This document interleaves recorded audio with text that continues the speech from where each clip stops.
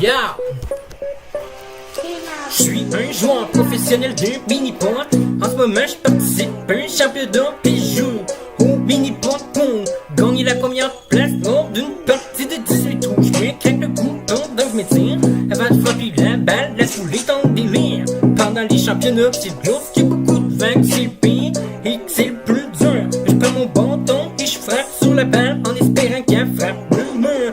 Puis qu'elle tombe pas dans le gazon, mais la balle pogne un jump puis je crie un nom.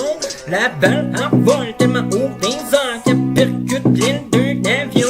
Et la balle tombe, puis je la regarde, la balle tombe directement dans le trou. Youhou! J'ai réussi mon premier trou d'un coup. Tous les gens dans la foule m'applaudissent, c'était vraiment tout d'un coup. Même moi, je pensais pas réussir mon premier trou d'un coup.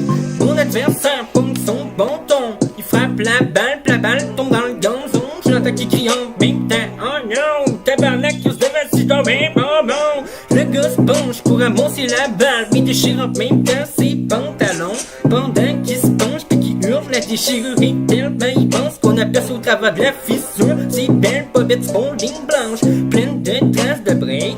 Ces bobettes sont pleines de taches, sont tellement dégueulasses que je shake. J'ai envie de mourir, j'entends les autres participants du championnat rire. Je comprends rien pour comment est-ce qu'elle fait pour autant les salir. Ça part de bon sang et tellement sale que j'en ai des hauts de genre. Je suis assis sur le banc, je regarde jouer les autres joueurs. Ce sont des adversaires de bon calibre, ils sont tous bons puis je dois gagner la compétition. Alors j'essaie de faire mon possible pour bien jouer. C'est encore un bon tour de jouer, je peux gagner concours. Alors je prends mon bâton puis je fais le tour du circuit, j'étudie le parcours. Je prends le bâton et je me prépare pour frapper la balle à temps, qu'il n'y ait pas de rafale de vent.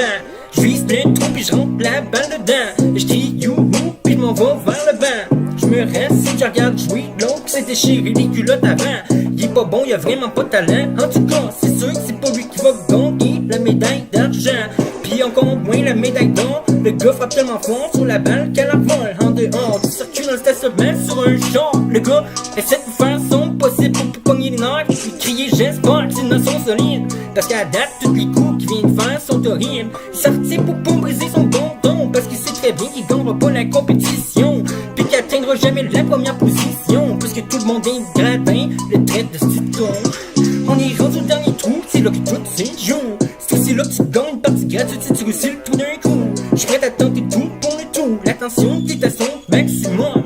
J'avance puis j'pompe mon bâton, j'frappe la balle puis j'compte la balle à vol sur le côté et à faire le mur.